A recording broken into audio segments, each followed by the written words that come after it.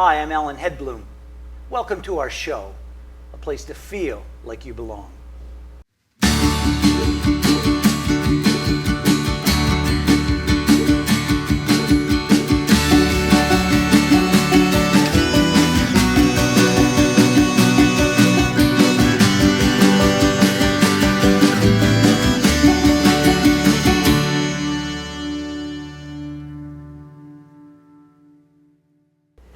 We're so pleased to welcome to the studio today two gentlemen here to tell us about growing opportunities in the area, literally. Kharka Gurung is a refugee farmer from the Asian nation of Bhutan. Scott Townley is manager at Hope Farms, a sustainability program of Bethany Christian Services in Kentwood, Michigan. Kharka, Scott, welcome to Feel Like You Belong. Thanks, Alan. Yes. So, Scott, tell us about your role at Hope Farms. What do you do there, and what are your goals?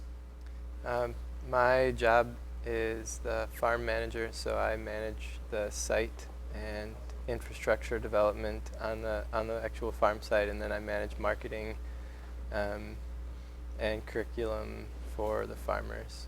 And I work with Kharka and 3 other farmers on a weekly, daily basis. And our goals are to provide a space for refugees with agricultural skills to develop entrepreneurship in agriculture in their new homes. Okay. So does that involve getting your hands dirty? Yeah, yep, sure. Most of the times my fingernails are pretty dirty. Okay. I do help with some of the growing. My background is agriculture, so the business marketing side of things is newer to me. Mm-hmm. I love growing plants, yep. Okay, good. And how long have you been doing this? This is our first growing season. Okay. So the project started as an idea about 2.5 years ago, and it worked its way through Bethany and built a network of farmers in the area, and with the YMCA and MSUE and different organizational partners, we developed a plan to start a farm. So why is this important for Bethany to create Hope Farms? I think that the refugees that come to the U.S. have a lot of skill in agriculture, and it's a huge part of their identity from their homes, and it's something that's often overlooked when they're removed from their home and brought to their new place. That skill and that part of how they know how to live isn't well utilized here. Sure. So Kharka, let me ask you, you worked in farming when you were living in Bhutan, correct? When I was in Bhutan, I did a lot of farming over there since I was young. Okay. And when you first came to the United States, you weren't doing farming, right? When I came around to 2012, I didn't have the opportunity on July, but when after a year, around 2013, I got the opportunity to have a farm at Holy Cross Church. And what does the difference make in your life to be able to go back to your roots?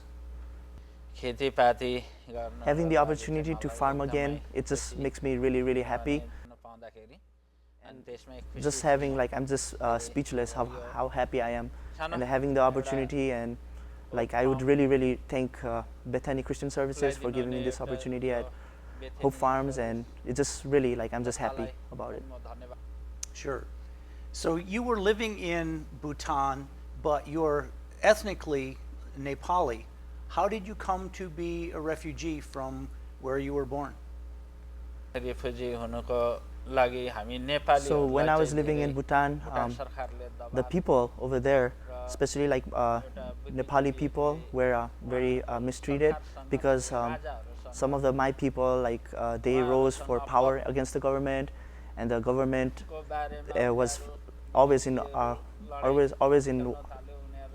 conflict with them. And then when simple people like me got kicked out of the country because the government said, you guys don't belong here, so just go back to your country, Nepal.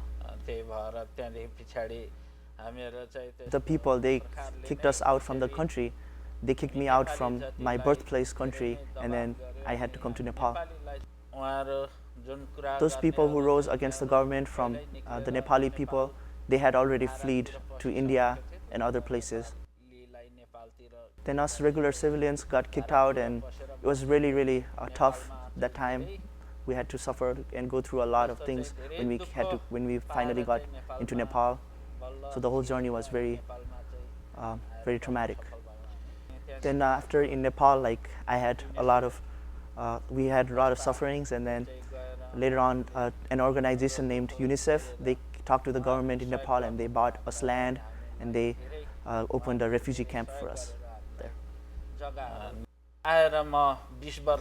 Yeah, when I was in Nepal, I had a lot of troubles. Like the house I used to live, like my rooftop, they used to have holes in it, and the water used to leak, and things like that. A lot of hard times in Nepal.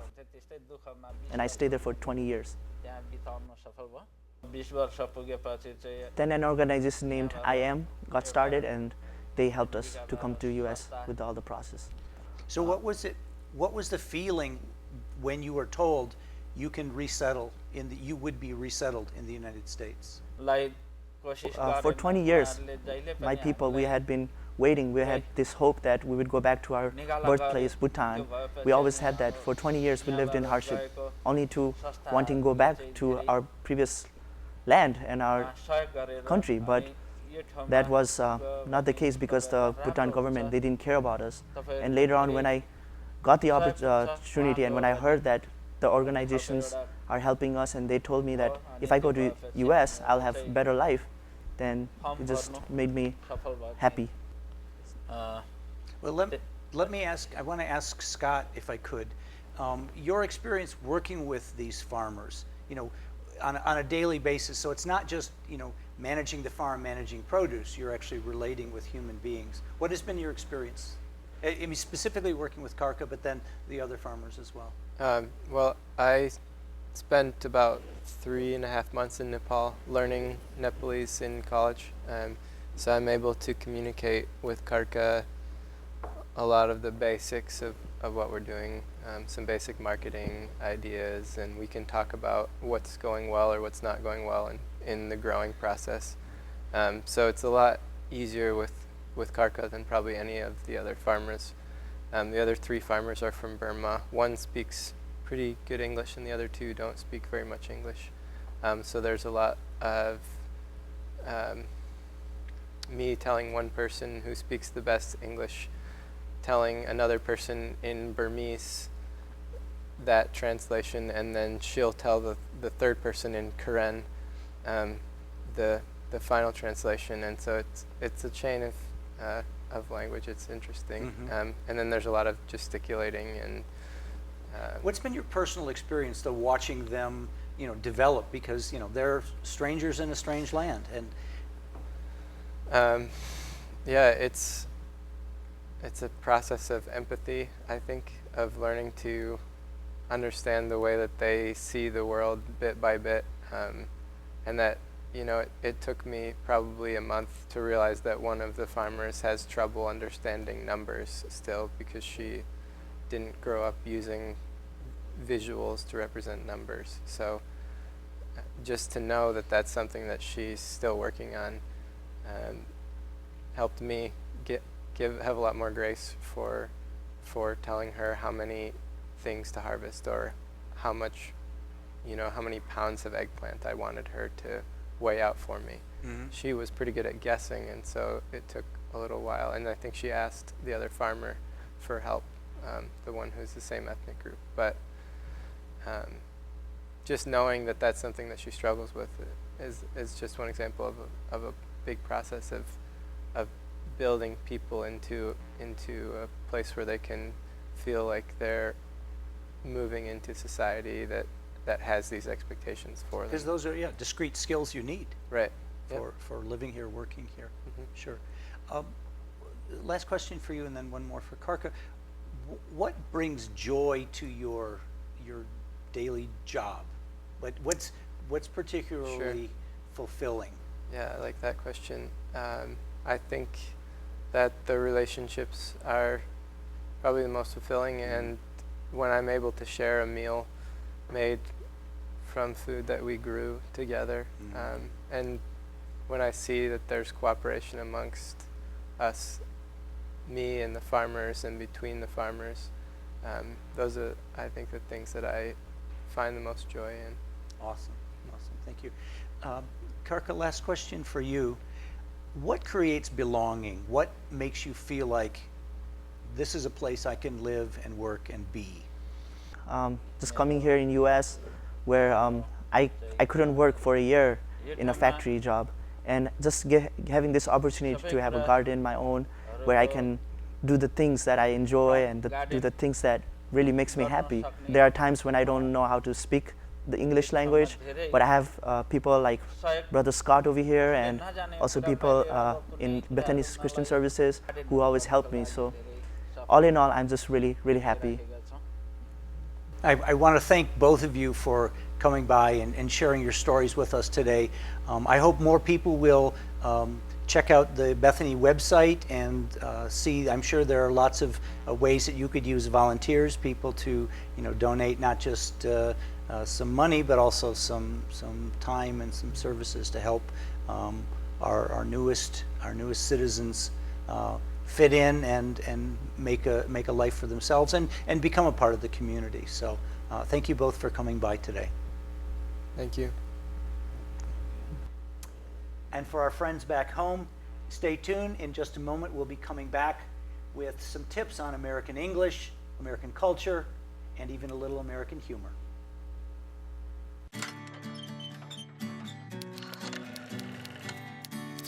Can a person be illegal? According to immigrant rights activists, no. Only their activities can be called legal or illegal. And last year, the Associated Press, followed later by other U.S. news organizations, agreed with those people and decided to change how they refer to people who enter a country without documentation. Just the other day, my friend Corinne and I were having a conversation on this very topic. Like most of us, she wanted to show sensitivity to the situation of others, but she said it's hard to know what to say, and I agree. From that, I developed a simple guideline for your future conversations. The primary thing to understand is people and actions are separate. Therefore, a person is undocumented, is without papers, overstayed his or her visa, doesn't have official status. On the other hand, a person's status or entry is illegal or legal. So for example, Raymond came to the U.S. illegally when he was in high school, but now he's a naturalized American citizen.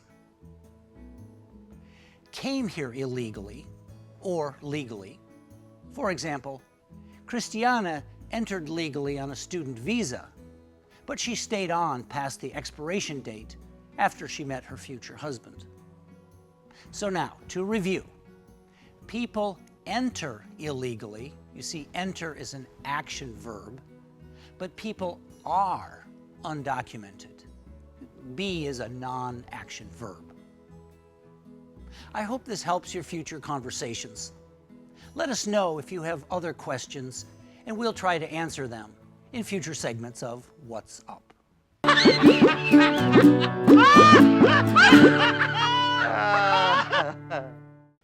So here's a riddle for you. Why didn't the witch ride on her broom whenever she got angry? Give up? Because she was afraid she would fly off the handle.